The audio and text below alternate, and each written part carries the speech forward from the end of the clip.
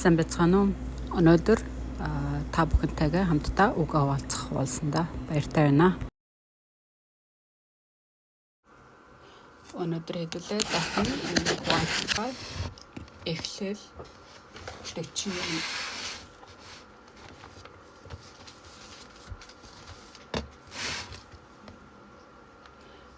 Эхлэл 41-ийг уншицгаая.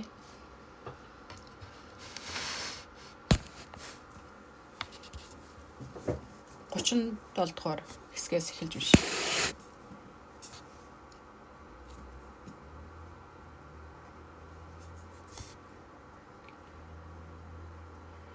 Энэ нь фараон болон түүний бүх зарц нарын нүднээ таатай байв.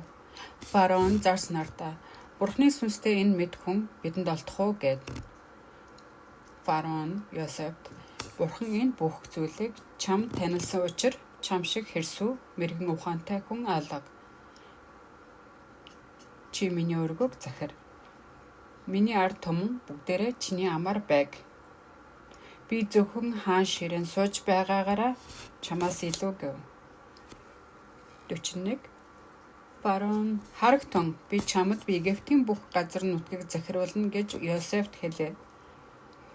Тамхтай бөгжөө гараасаа мултлан Йосефийн гарц зүүж нарийн даван дэлээ өмсгөн алтан гинжиг хүзүнд нь зөв. Тэгээд тэр өөр нь 2 дахь сүг тэргэндээ түүнийг суулгасан ба түүний өмнө сүгдцгөө хэмээн хашгирч байлаа. Ийхүү Египтийн бүх газар нутгийг фараон Йосеф захируулжээ.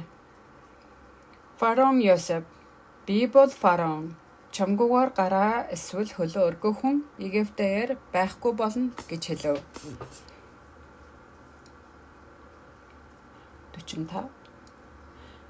46. Йосеф Египтийн хаан фараоны өмнө зогсохдоо 30 настай байлаа. Йосеф фараоныхаас гараад Египтийн бүх газар нутгаар аялав. Үнэтэй 7 жил туршид маш ариун ургац гарчээ. Йосеф Египтийн газар нутагт үнэтэй байсан 7 жилийн бүх ургацыг хураан авч хотуудад хадгалж хотын эргэн тойрон дах талбайн ургацыг хот тус бүрдэн нөөцлөв. Йосеф далайн эргийн элсмэд ариун их тариа нөөцсөн хэмжээсгүй их болсон учраас түүнийгээ тоолгооч болжээ.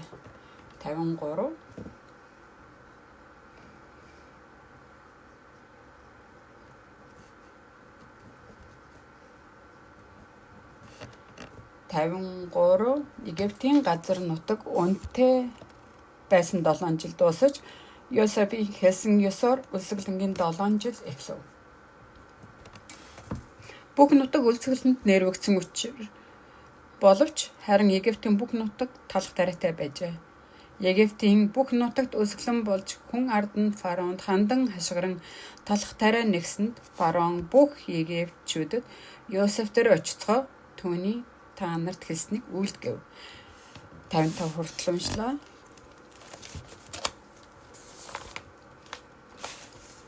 Өнөөдөр энэ фараон хаан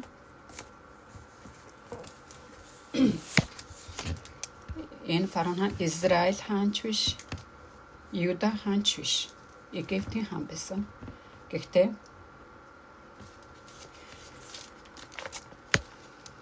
өнөөдрийн унсан эхлэл 41 дээр гарч байгаа фараон хаан Израилийн хаан Юдагийн хаадтай харьцуулалтгүй тийм мэрэгэн ухаан төвөн байсан. Энэ мэрэгэн ухаан хаанаас ирсэн бол мэрэгэн ухаан Бурхныг мэдгчээс мэрэгэн ухаан эхэлдэг. Дахин хэлэх юм бол энэ фараон хаан Бурхныг мэдж байсан. Гадны хүн шүү дээ. Яаж фараон тэр Бурхныг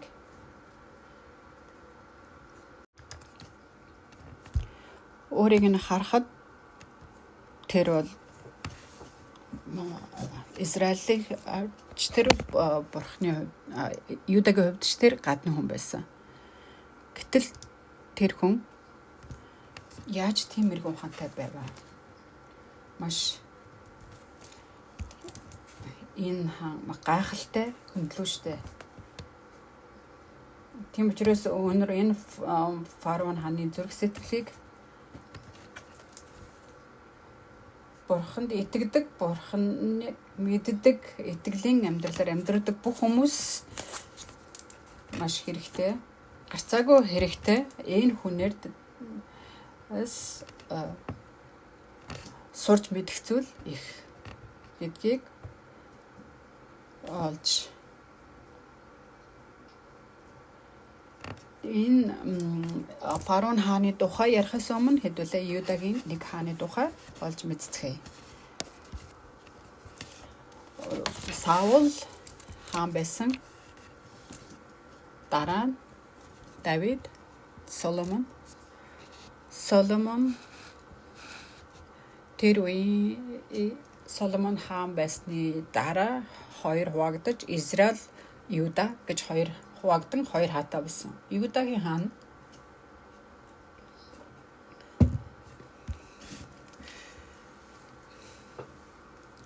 тэр үед Зедекия гэж хаан байсан. Зедекия Хизкия хаантай андуурах боломжтой. Энэ Зедекия нь Юдагийн хамгийн сүүлчийн хаан байсан. Энэ Зедекия хаан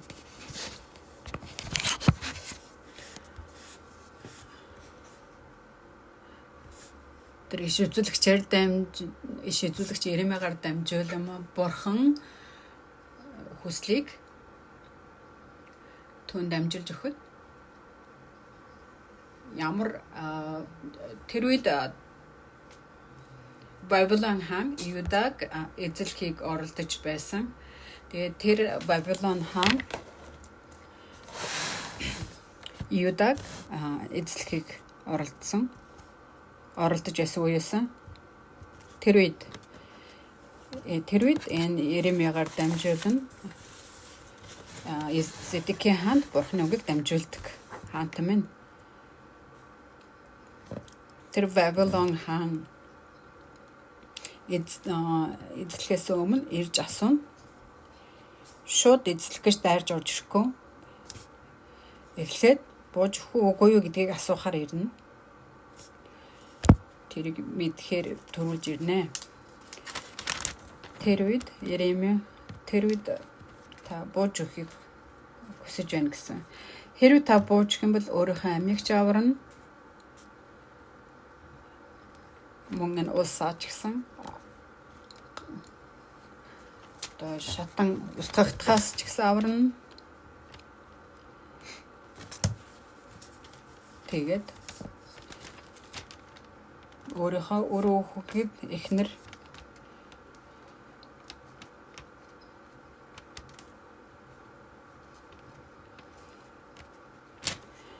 мөн өөрийнхөө амийг бүгдийн амьд авч аврах боломжтой гэсэн бурхны хүслийг түүнд дамжуулахад тэр үгийг тэр Бабилоны хаанд дамжуулж өгсөн. Тэгэхээр Зедекия хаан түүнийг хүлээж аваагүй. Тэр хүлээж аваагүй шалтгааныг та нар мэдэж байна уу? Эхлээд Юда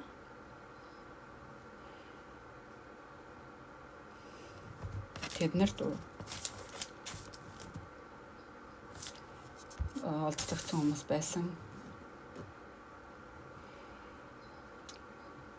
Хэрвээ би бууж өгөх юм бол бид манай Юдачуд намайг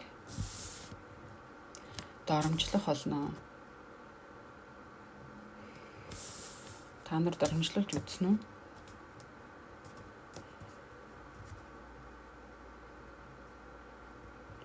Хэрвээ доромжлогдоход ямар мэдрэмжтэй байх бол сайхан байх болов уу? Үгүй бол муухай байх болов уу? доромжлуулагдаж байхдаа дуртай хүн гэж нэгч байхгүй баха.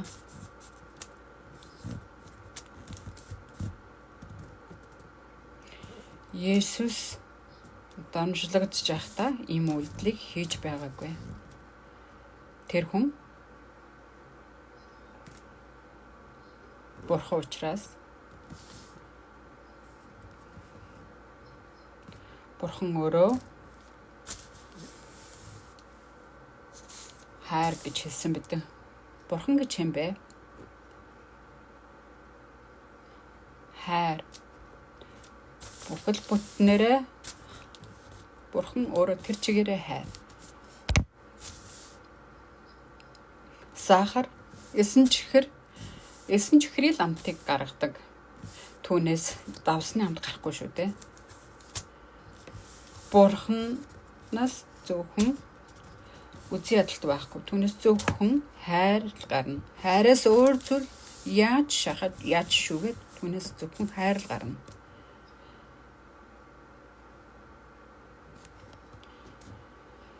Энэ Зэдекия хаан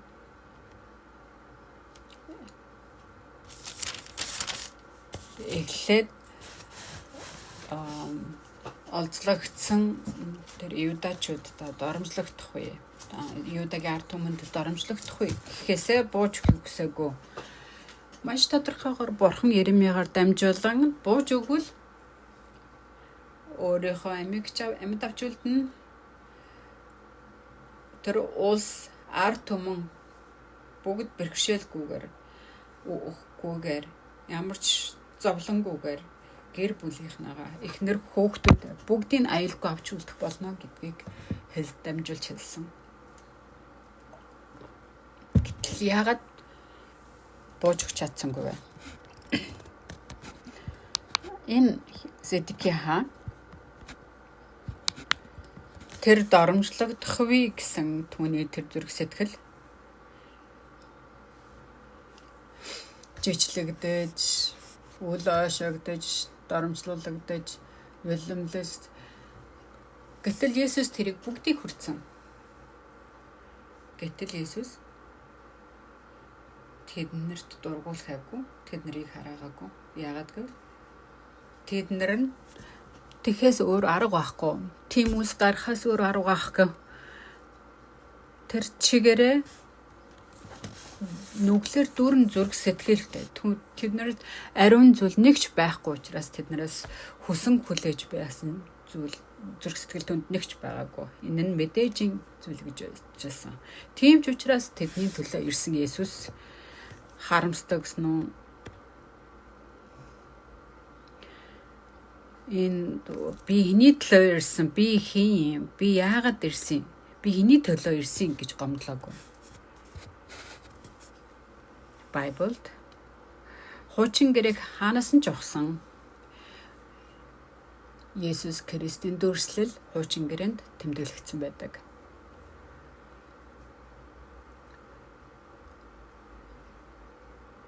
Энэ Иеремиагаар дамжуулан Бурхны хайр, Бурхны тэрийг зүрх сэтгэл тэр өршөөлийг түүнд Иеремиагаар дамжуулан түүнд хэлж өгөхөд битгий санаа зов.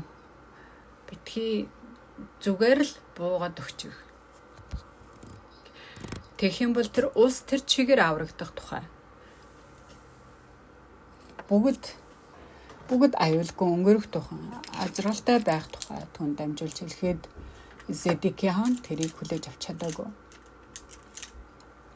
Яагаад түүний зүрх сэтгэлд өөрөөсөө илүү мэдж эхнэр хөөхөд ард түмнээ хайрлсан зүрх сэтгэл түнд нэгч байгаагүй. Зөвхөн өөрөөгөө л бодож байсан. Өөрийнхөө би бусад намайг харахад би хаан шүү дээ гэсэн тэр хааныхаа суудлыг хамгаалах гэсэн түүний зүрх сэтгэл төгсгөлд Бурхны тэрний үр дүнд Бурхны үгийг хүлээж аваагүй дуулуургүй байсныхаа үр дүнд төгсгөлд нь тэр юу хүртсэн бэ гэхээр өөр хөөхөд эхнэр бүгдийн олзлуулагдсан. Мөн улс нь шатаагдан нурагдсан. Эмэгтэйчүүдийг бүгдийг олзлуулсан.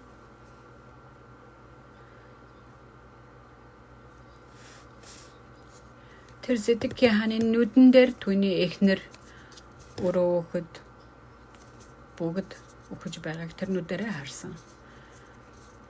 Тэр Зэдэкиягийн зүрх сэтгэл ямар байх вэ тэр үед? Амар тайван байх боломж байхгүй. Өвдөж тэр нь эрүүл хүнш болно биз дээ. Адгуус хүртэл үр хүүхдээ яаж хамгаалдаг вүлээ? Өөрийнхөө аймыг тавин зулцгаа аврах гэж оролддог шүү дээ. Гэтэл Зэдэкия хаан зөвхөн өөрийгөө бодож байсан. Би хаан гэсэн зүрх сэтгэл нь өндөр байсан. Хаан хүн яхалаар бууж өгстэй гэж өөрийнхөө хаан гэсэн байр суурийг хадгалж авч үлдэх гэж оролдсон. Тэгэж дуусаагүй Зэдэкия хаан төгсгөлд нь нүдгүй болсон.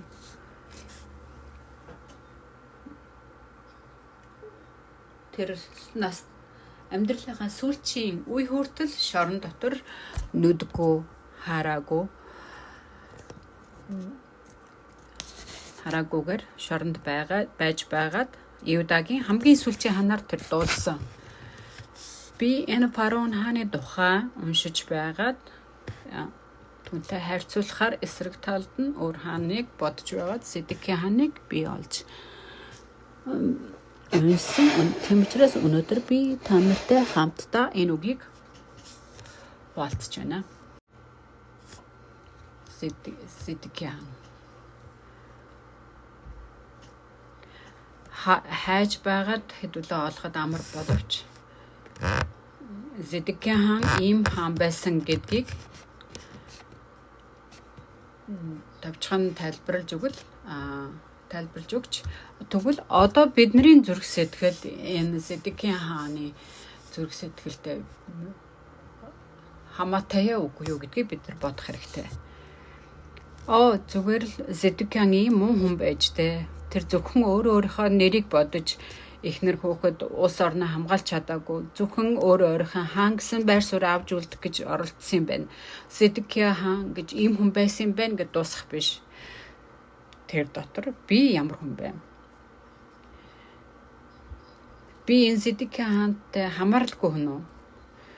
Би энэ Еремиягаар дамжуулан бурхан үгээ хэлэхэд би түүний үгийг хүндэтгэн авч хүлээж авах уу? Тийм зүрх сэтгэл надад байх уу?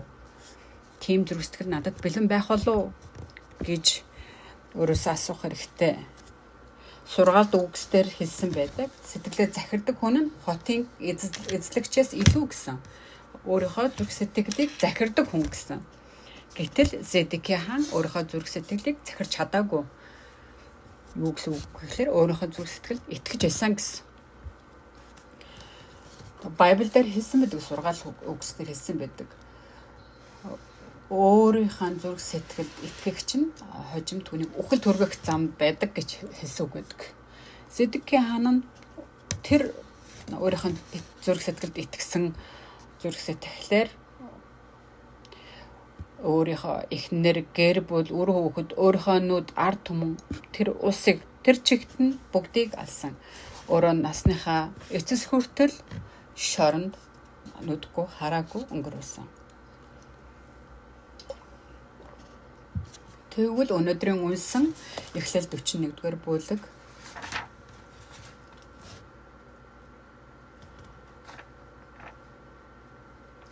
би энэ хааны тухай маш хүндэтгэлтэйгээр маш гайхалтай хүн байна гэж би боддог байсан. Энэ Израилийн үйлчилж байгаа тэр ард түмний үйлчилж байгаа бурхан түүний зүрх сэтгэл нь энэ зүрх сэтгэл хаанаас гарсан юм бол гэж боддог байсан. Итгэл сонсох нь Есүс Христийн үгээр гэсэн үг байдаг. Энд гарч байгаа Йосеф нь Есүс Христийн дүрслэл. Тэгвэл энэ цагт энэ фараон хаан нь хээ юм бэ гэхлээр бидний дүрслэл. Өнөөдөр бид нар Бурхны үгийг сонсож Бурхны үгийг бид нар мэдэж авч суралцсан авч фараон хаан шиг ийм зүрх сэтгэлтэйгээр хувирж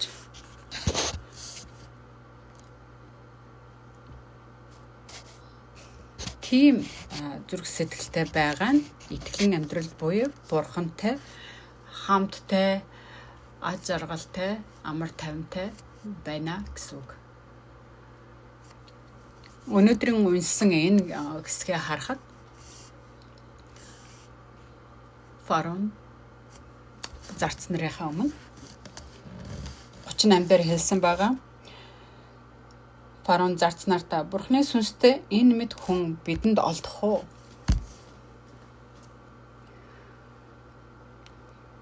Йосефийн хэлж байгаа үгсийг бүгдийг сонсоод энэ л Бурхны үг. Бурхан энэ Йосеф гэгч хүнтэй хамт байгаа юм байна. Тийм учраас энэ Йосефийн үгийг сонсох нь Йосефт итгэх нь Бурханд итгэж байгаа юм байна. Бурхныг хүлээж авч байгаа гэсэн үг. Есүс итгэдэг, Есүсийг хүлээж авч байна гэдэг чинь хэнийг хүлээж авч байгаа юм бэ? Тэгвэл Есүс хэлэхдээ Бурхан бол миний аав гэсэн. Тэгэхээр Есүсийг хүлээж авна гэж байна. Есүс итгэж байна гэдэг нь Бурханыг хүлээж авч байна гэсэн. Би бол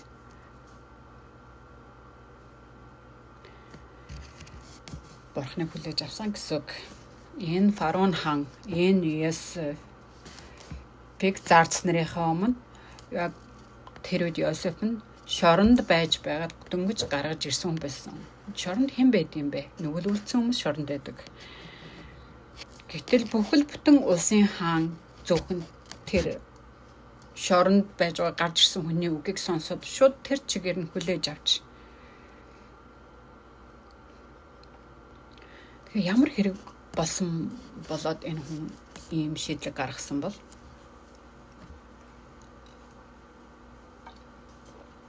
Эхлэл 41-р бүлэг дээр хэлсэн байдаг. Фараон хаан зүүдэлсэн байдаг. Тэгээ арх сүнж шоронд байж байгаад гарч ирснийхаа дараа 2 жилийн дараа фараон хаан зүүдэлсэн. Ямар зүүдэлсэн байдаг вүлээ?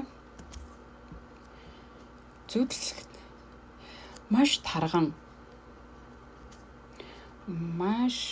тарган өхөр өхрийг сайн мэддэг хүн тэр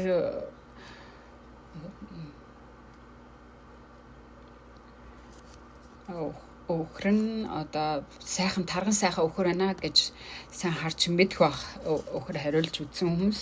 Гэтэл маш сайхан тарган сайхан 7 өхөр голоос гарч ирээд ингээд нууг дээр бэлчиж байсан. Тэр үед зүуд боловч тэр ямар байх болсон болов? Энэ өхөр тарган сайхан өхөр байна да. Тарган сайхан өхөр байна. Гэтэл жоохон хугацааны дараа маш туранхай, маш муухай 7 өхөр гарч ирсэн. Тэгэхээр маш туранхай учраас харагдах үзмжин ч гэсэндээ ямар байсан ойлгомжтой байх. Тэнд тарган сайхан гэж илэрхийлэх боломжгүй байсан баг. Гэтэл тэр туранхай муухай өхрүүд нь маш тарган сайхан өхрийг бариад идэж байгаа зүйлийг зүтэлсэн. Тэгээ энэ нь яг ойлгоход хэцүү байгаа бидтэй.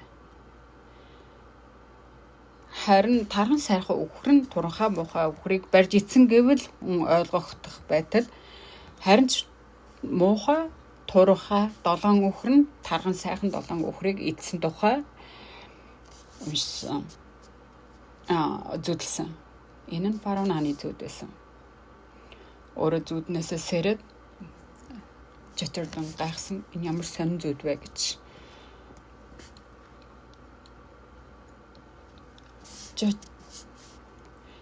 Жочирдун сэрээд яаж тэр сайхан тарган өхрийг турхаа муухай өхрс идчихвэ. Сонин зүуд вэ гэж бодсон. Тэгээд бодож байгаад эргээд унтаж эхэлсэн. Дахин зүудэлсэн.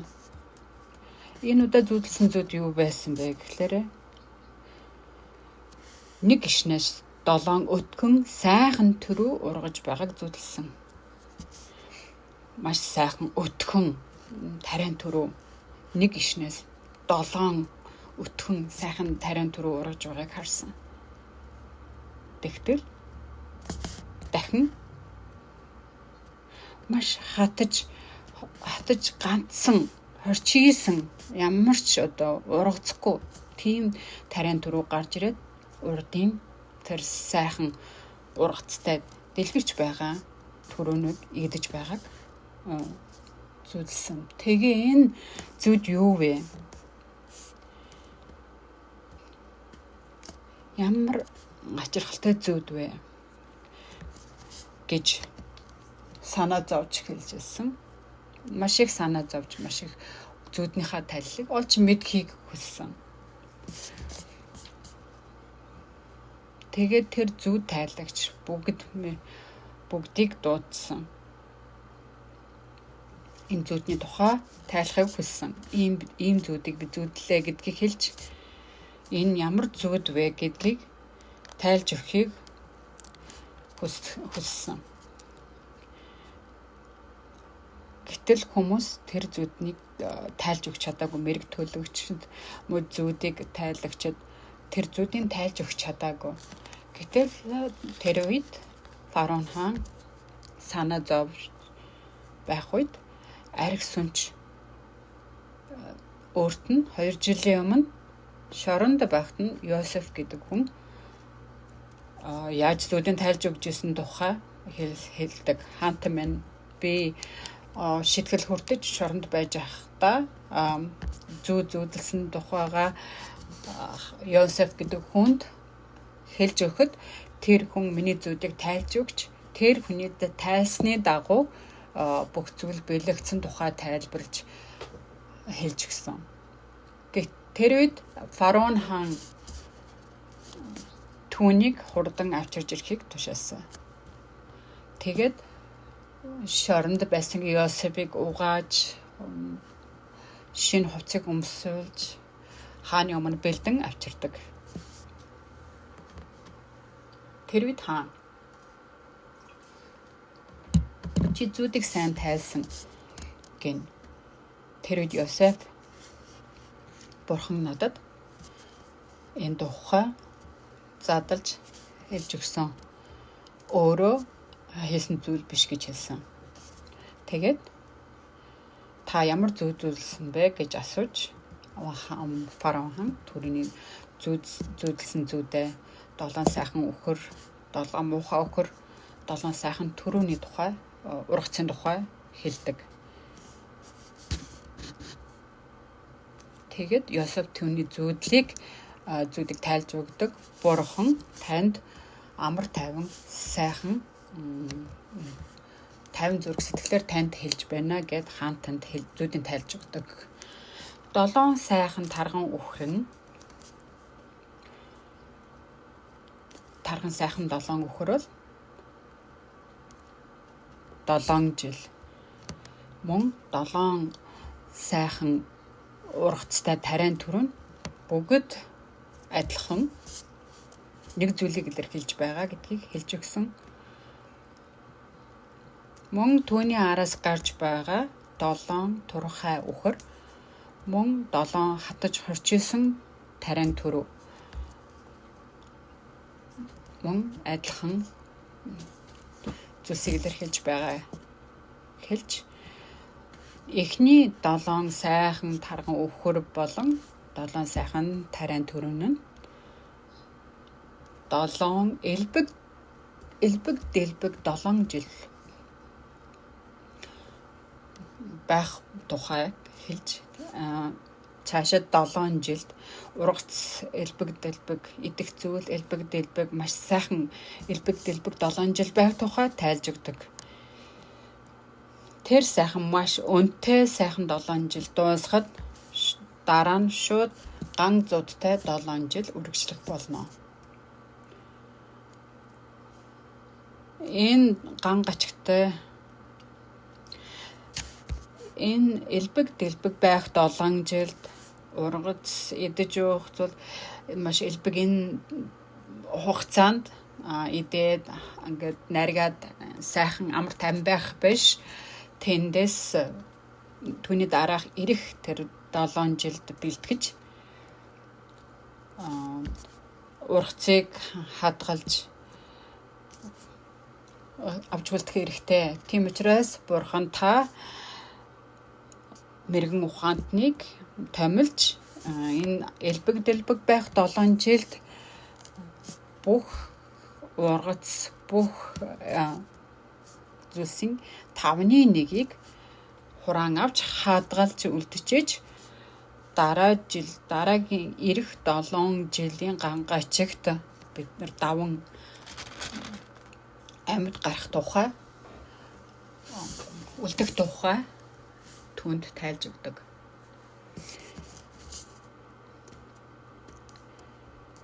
Тэгж тайлбарлаж өгсөн. Тэгээд түүний тэр зүудний тайллыг фараон хаан болон түүний зарц нар бүгд хамтдаа сонссон. Тийм учраас 37 дээр хэлсэн энэ нь фараон болон түүний бүх зарц нарын нүднээ таатай байв гэсэн. 7 жилийн элбэг байх үед бүх хадгалах боломжтой газарт бүгдийг хадгалах хэрэгтэй юм байна. Хадгалж авч үлдэх хэрэгтэй юм байна.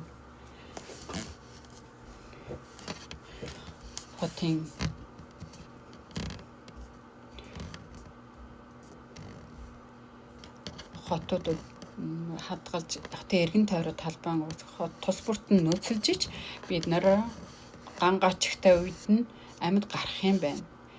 Тийм учраас энийг хариуцаж авах мэрэгэн ухаантай хүнийг та томилоход болно гэж хэлсэн.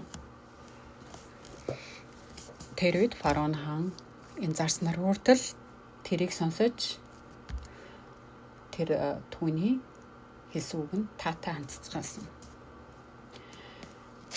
Тэгээ 38 дээр фараон зарц нартаа Бурхны сүнстэй энэ мэд хүн бидэнд олдох уу гэд фараон 39 дээр Йосеф Бурхан энэ бүх зүйлийг чамд л таниулсан учраас чам шиг хэрсв мэрэгэн ухаантай хүн алга. 40 Чи миний өргөөг захир миний ард түмэн бүгдээрээ чиний амаар байг. Би зөвхөн хаан ширээн сууж байгаагаараа чамаас илүү гэв.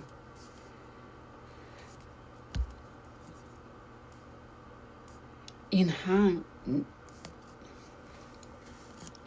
хийж байгаад энэ хүртэл энэ Египтийг хэн удирдах ирсэн бэ? Фараон хаан.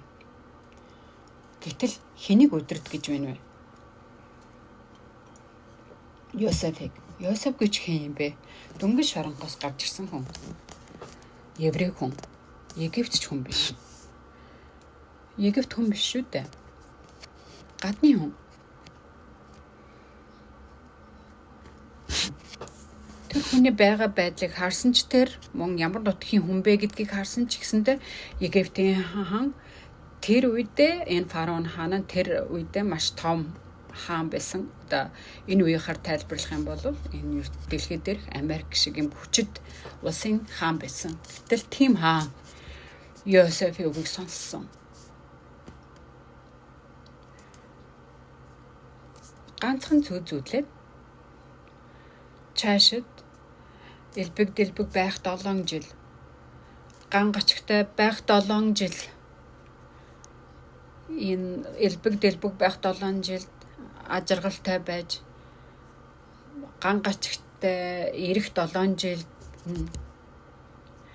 нэгээр өөхөж дуусаж дуусах нь байна гэж фараон хаан энэ бүгдийг бодож тооцоолсон баг. Би энэ хүртэл би энэ ард түмнийг удирдах ирсэн. Бурхны өгч байгаа тэр байгалийн гамшигыг би яах вэ? Элбэг дэлбэг байх 7 жилд нь мэдээ санаа зовох зүйлгүй. Гэтэл ган гачигтай 7 жилд нь би яах вэ? Би юу л ард түмнийг хамгаалж чадахгүй. Би хаан байгаад би юу хийж чадах юм бэ? Би ард түмнээ би улсаа би өөрийгөө хамгаалж чадахгүй гэсэн энэ бодлыг энэ тооцоог тэр хаан хийж чадсан. Итгэл нь сонсох нь Иесус Христийн үгийг сонсох юм аа гэсэн.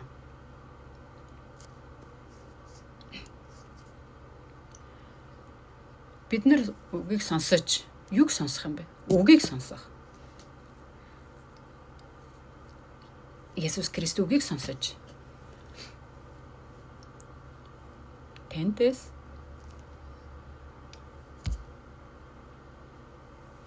л вагтлуулна. Би итгэл дээр зогсох уу? Эсвэл өөртөө итгэл гэдгээр зогсох уу? Энэ Йосеф гэдэг хүнд би итгэх үү? Өөртөө итгэх үү? Энэ үед 7 жилийн ган гачиг ирэхгүй байх юм бол энэ Йосефийн үгийг сонсох шаардлага байхгүй. Гэтэл ирээдүйд 7 жилийн ган гачиг болох тухай сонссон. Бид нар яагаад Иесуст итгэх ёстой юм бэ? Яагаад бид нар Бурханд итгэх ёстой юм бэ? Энэ ертөнцид амьдарч байгаагаараа бид нар дуусахгүй. Хэрвээ бид нар энэ ертөнцид амьдарч байгаагаараа төгснө гэж бодож байгаа бол үхлийн дараа юу ч байхгүй гэвэл бид нар Бурхан гэж хайх шаардлагагүй. Иесуст бид нар ямар хэрэгтэй гэж итгэх хэрэгтэй юм бэ? Гэтэл бид нарт энэ ертөнцид энэ цагт амьдарч байгаа нь бүгд биш.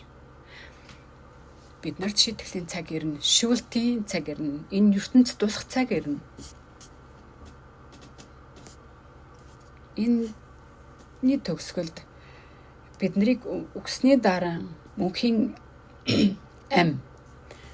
аавын нутаг тэр диважин руу хэрвээ тэр байхгүйсэн бол бид нар юу хийж амьдрах вэ? Тэр улс байгаа учраас диважин байгаа учраас бид нарт шүүлтийн цаг ирнэ.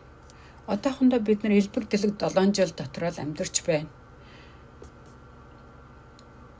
Энэ үед бид нар хадгалж авах бол энэ юуг бид нар хадгалж авах юм бэ?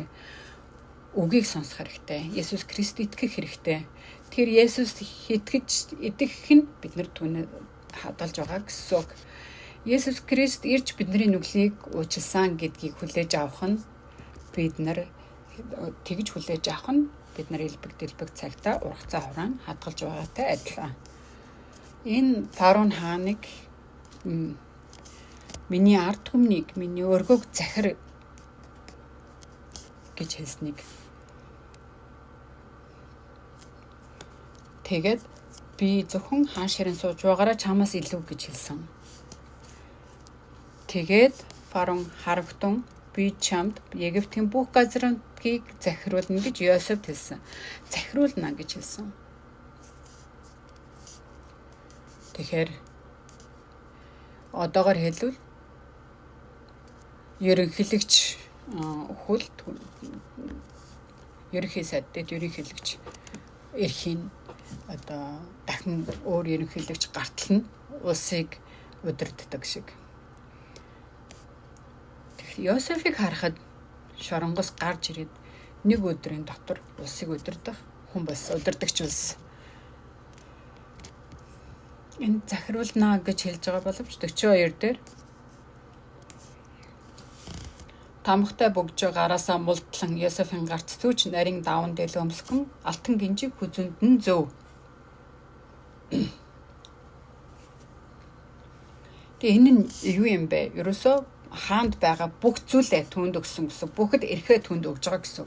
Хэрвээ энэ Йосеф нь буруу муу бодлыг өвөрлөл яах вэ? Тэгвэл энэ ард түмэн дуусан шүү дээ. Энэ хүн нүгэлтэн шоронгоос гарч ирсэн еврей хүн. Энэ манай хаан Египтийн хаан солиорсон биш байх та гэж. Ингээд Зэдекия хаантай та нар харьцуулаад үзтээ фараон хааныг. Гэтэл энэ фараон хааны ард түмэн дотор тийм үг, тийм зүрх сэтгэлийг авах хүмүүс байгаа. Гэтэл тэр доромжлыг, тэр үйл ойшоолтыг тэр зүйлд анхаарлыг тавиагүй. Яагаад вэ? Энэ фараон хаан ард түмэндээ хайртай байсан учраас тэр ард түмнийг аврахыг хүссэн. Өөрийгөө аврахыг хүссэн бол ийм зүйлийг хийхгүй байхсан. Тэр ухаан, мэрэгүү ухаан тэр бурхны мэрэгүү ухааныг хэлсэн байгаа. Бурхны үгтэй хамт байгаа Йосеф бүгдийг дадах нь түүний мэрэгүү ухаан байсан. Бид нар бурханд итгэнэ гэдэг юм бол бид нар итгэлийн амьдралаар амьдарч байхдаа бид нар итгэлийн амьдралаар амьдрна гэдэг нь энэ фараон хаан шиг амьдрахыг хэлж байгаа. Зэдекия хаан шиг биш. Йосеф хэрвээ өөр зүрх сэтгэлийг өвөрлөвөл тэр хүн бас айж болох. Гэтэл тэгээгүй. Бүр элбэг 7 жилийн ч ирээгүй.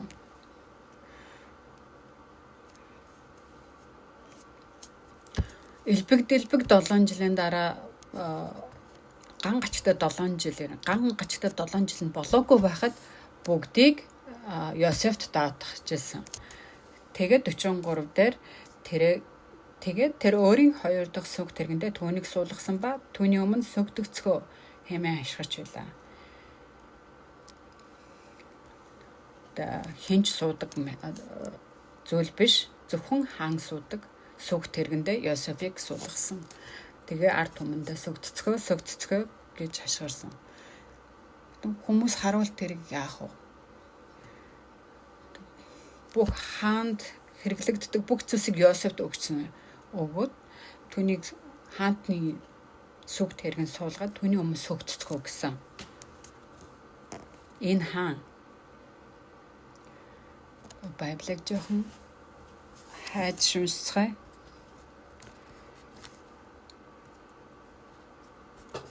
Дуулал 37-г уншия.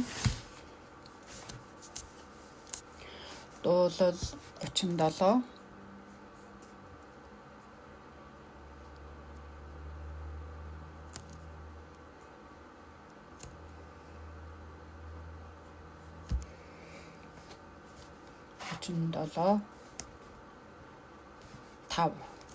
Дуулал 37-гийн 5. Эзэнд замаа даатав. Түүнд итгэж найд. Тэгвэл тэр биелүүлж өгнө.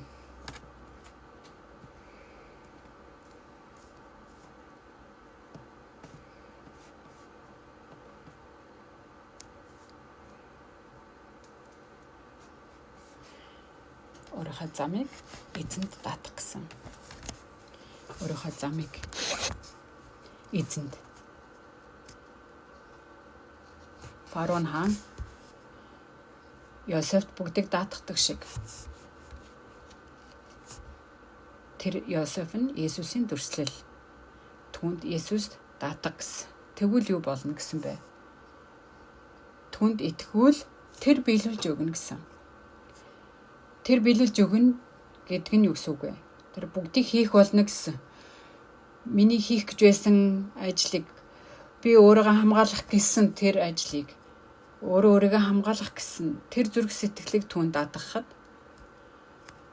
Йосефт даатгаж байгаа фараон хаан шиг Йосефт өөрийгөө хамгаална гэсэн өөрийгөө хамгаална гэсэн зүрх сэтгэлээ хайж Йосефт бүгдийг даатгаж байгаа шиг. Библиэд сургаалт үгсээр зарим зам нь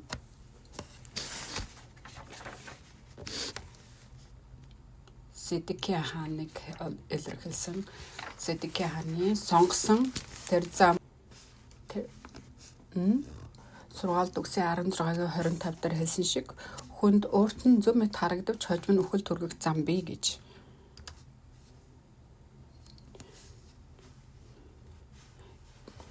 Юу гэсэн үг вэ гэхээр тэр Иремегийн үгийг сонсоогүй Бурхны буруу би өөрөө асуудлыг шийдэх хэрэгтэй. Би хамгаалах хэрэгтэй.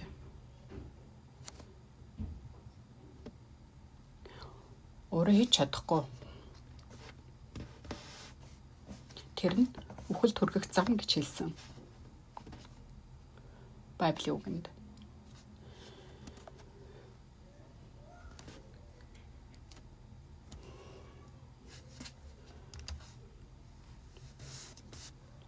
Би энэ фараон хааныг маш их хүндэтгсэн, гайхсан. Тэр Зэдекийн хаан Бурхныг мэддэг, Бурханд итгэдэг хаан байсан. Хэрвээ Бурхныг мэддэг, Бурханд итгэдэг юм бол энэ фараон хаан шиг шууд Иремегийн үгийг хүлээж авах байсан. Түүнийг хүлээж авна гэдэг нь юу гэсэн үг юм бэ? Бууж өгнө гэсэн үг. Бууж өгнө гэсэн үг. Бууж өгнө гэдэг нь өөрийнхөө замыг эзэн даатгаа гэсэн үг. Өөртөө итгэж найдах, түүнд итгэж найдах нь тэр биелүүлж өгнө гэсэн. Хэрвээ чи Бабилоны хаанд бууж өгөх юм бол Бурхан чамайг хамгаалах болно. Бурхан Зэдекийн хааныг Юдагийн ард түмэн намайг доромжлох болно. Гэхэд Бурхан тэгж доромжлохгүй чамайг. Харин чамайг Юдагийн өмнө баривчлаа очихгүй. Тийм болохоор Юдагийнхан чамайг доромжлохгүй гэсэн. Хэрвээ чи бууж өгөх юм бол тэр улс шатагдахгүй, нурахгүй гэсэн. Мөн таны гэр бүл, эхнэр хүүхэд, ард түмэн, чиний нүд бүгд аюулгүй үлдэх болно. Гэтэл түүнийг хүлээж авч чадаагүй. Маш гинэн байгаа үстэй. Бид энэ тухай энэ сайн тунгаан бодох хэрэгтэй. Тийм учраас бид энэ мэрхэн охноор ойлгож авах хэрэгтэй. Миний зүрх сэтгэл Бурхан юунд баярлж байна? Бурхан надад юу хүсэж байгаа юм бол гэдгийг олж мэдэж авах хэрэгтэй. Тэгж олж мэдчихэж бид нэр итгэлийн амьдралаар амьдрах боломжтой. Бид нар итгэлийн амьдралаар амьдарч байна гэж Бурханы үгэнд итгэхгүй амьдрах тийм биш ээ. Өөрийнхөө бодолд итгэж, өөрийнхөө туршлагад итгэж.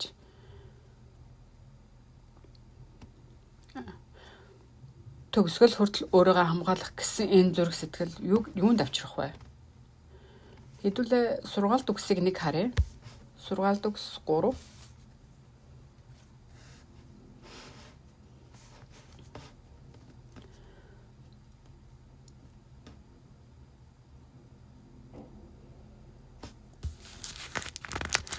Сургаалт үгс 3. 3-5. 3 дугаар бүлэг 5 дугаар хэсэг.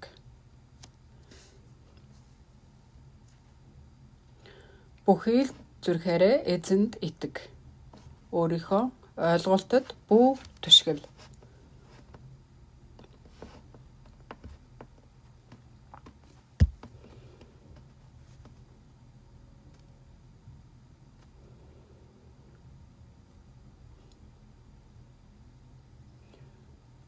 Энэ үгийг бид нар бүгд сайн мэднэ. Маш их уншдаг. Энэ үг юу илэрхийлж байгаа үг вэ гэдгийг ч мэддэг. бүх зүрх сэтгэлээрээ эзэнд итэг. Фараон хаан Йосефт бүгдийг даатгадаг шиг.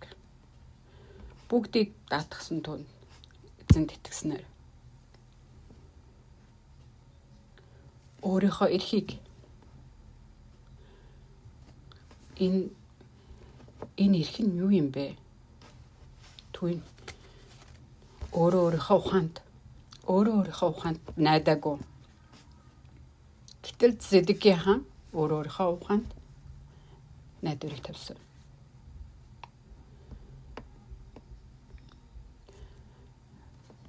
Хаан Иремигаар дамжуулан түнд хичээнгүүлэн өөрийнхөө зүрх сэтгэлийг дамжуулсан. Тэгж түнд дамжуулж хэлж байхад тэр хүлээж авч чадаагүй. Зэдекия хааны зүрх сэтгэл түнд байсан. Юу вэ? Тэр сатан түүний зүрх сэтгэлд үйлчилж байсан. Сатан биднийг хуурах нь бурхантай хүчийг үзэх гэж байсан Тэнгэрлэгч шүү дээ. Тэгэхээр биднийг хуурна гэдэг бол түүнд юу ч биш. Бид нар өөрсдийнхөө зүрх сэтгэлд итгэх нь болохгүй зүйлс. Бид нар эзэнд бүгдийг даатгах хэрэгтэй. Тэгвэл эзэн бүгдийг биелүүлэх болно. 6 дээр хэлсэн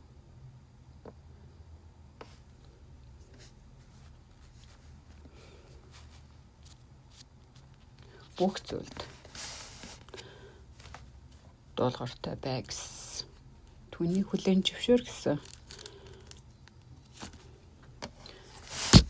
Фараон хаан Йосефийн хэлж байгаа бүх үгийг яг тэр чигээр нь хүлээж авсан. Гэтэл Зэдекия хаан тэгж чадаагүй. Бид нар сургаалт үгсийг уншиж байгаа дээрээ дахин нэг газрыг олж харъя. Сургаалт үгс 19 дугаар бүлэг.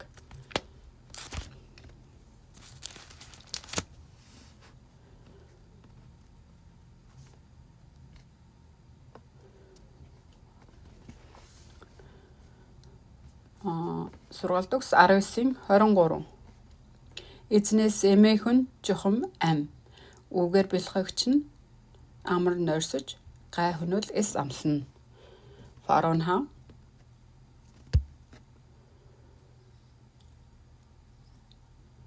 Бурханаас эмээсэн Йосефийг сонссон. Амар тэгж байж тэр амиа авч үлдсэн. Гай хөнөөлөөс хол байсан. Ард түмнээ аварч үлдсэн. Аль нэг нь ч алдаагүй. Өөрийгөө ч ард түмнэж тэр ган гачигтай жилүүдээс аварчсан. Хэрвээ бид нар Есүс Христ итгэж найддаг бол бидний ам хөнөөлийг эс амснаа. Бид нар гай хөнөөлийг үзэхгүй. Түүний дараа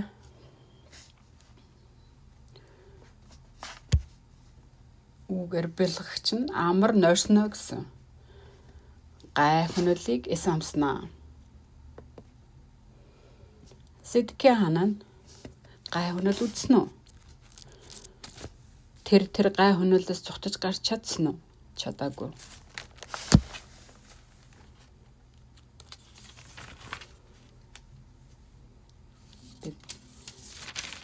Дахин Эхлэл 41 рүү эргэж орцгоё. Эхлэл 41.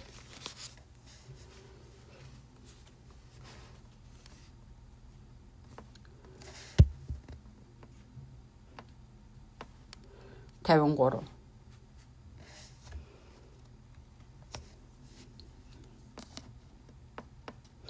Египтийн газар нутагт өнтөө байсан 7 жил дуусаж Йосефийн хэлсэн ёсоор өлсгөлөнгийн 7 жил эхэлжээ.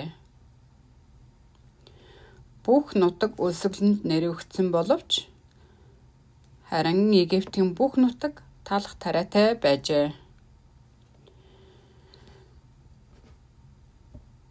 Энэ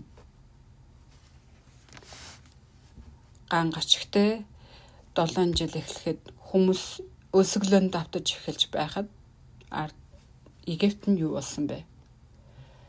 Талх тариатай байсан. Эндээс фараон хаан үнэхээр Йосефт бүгдийг даатгавч юу? Төгсгөл хүртэл нь Бурхныг сонссон эсхийг шууд 55-аас бид нар олж мэдэх боломжтой. Египтийн бүх нутагт өсөглөн болж хүн ард нь фараонд хандан хашгирган. Яг энд юу болж байна вэ? Одоо хаана байна?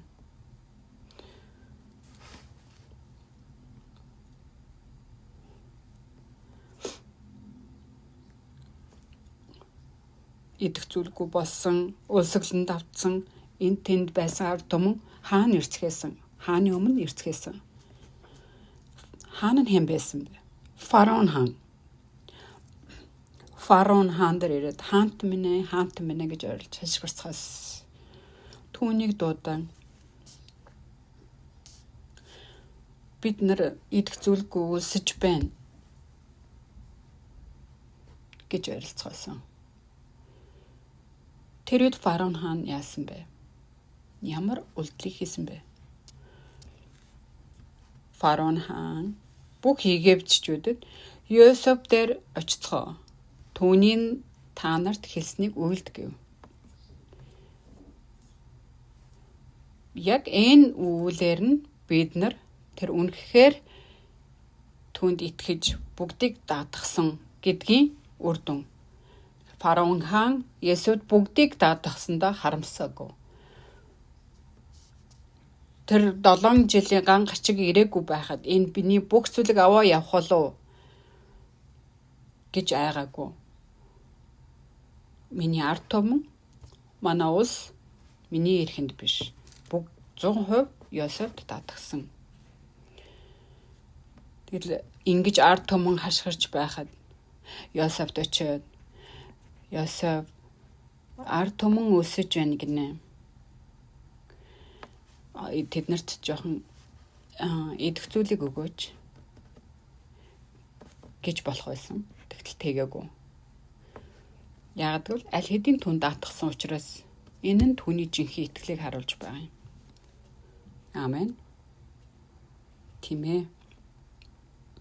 Тийм учраас би энэ фараон хааныг маш их хүндэтгэн хүлээж авсан.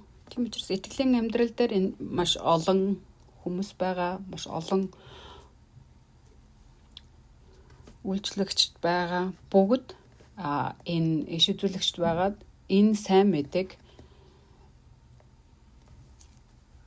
хүлээн авч тэр сайн мэдээг биднэрт тэр ивэлээр тэр ивэлийг ч гэсэн хүртэж бид нарыг тэр сайн мэдээг сонсох боломжийг өгсөн. Энэ нь маш гайхалтай байгаа зү. Өнөөдрийн үгийг энэ хүртэл хамтдаа номлоцгоё. Дуусгацгаая. Залбирая. Бурхан аминь тань талархаж байна. Өнөөдөр фараон хааны итгэлийг бид нар олж мэдлээ. Седекия хаан Юда Израилийн хаан байсан боловч Юдагийн хаан байсан боловч Бурхны дуулыг сонсолгүйгээр өөрийнхөө ухаанд итгэж өөртөө итгэж төгсгөлд нь өөрөө гай хөнөлд хүртэж тэр улсын сүүлчийн хаанаар дууссан билээ. Гэтэл энэ фараон хаан шиг биднэрт энэ мэрэгэн ухааныг өгч бид нар ч гэсэн тэр замаар амьдрах боломжийг эзэн өрөөж өгөөч. Өнөөдөр энэ номлын цагийг зөвшөөрсөн Бурхан таныг алдаршуулж байна. Есүс Христийн нэрээр залбирч байна. Амен. Талархлаа.